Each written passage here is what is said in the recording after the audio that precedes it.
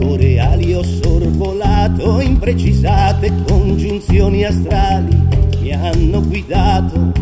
Forse io l'ho immaginato, forse è vero, ma quale disegno oscuro mi ha plasmato? Qual è il mio mistero?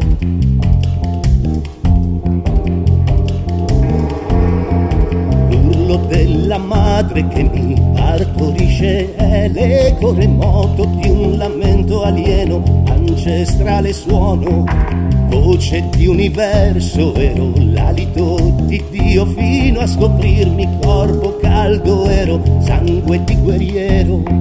Sfugge il senso delle cose, il cielo sotto i piedi, la vertigine,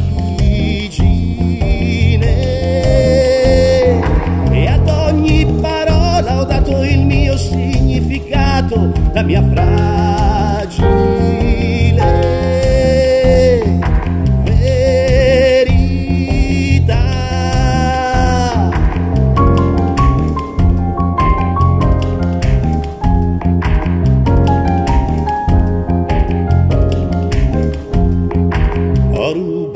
la mia voce al temporale, due pietre di luce ho preso a luna e sole, gli occhi posso aprire, lacrime alla pioggia per il mio dolore, d'un pugno di lava cola nel mio petto, caldo arido cuore.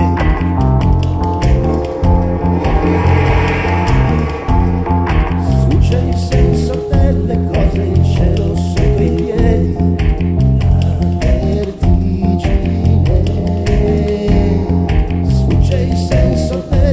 il cielo sotto i piedi, la vertigine. Ad ogni parola ho dato il mio significato, la mia fragile verità.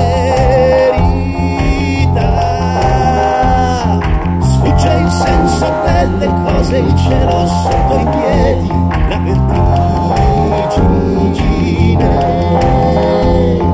Sfugge il senso delle cose, il cielo sotto i piedi, la vertigine.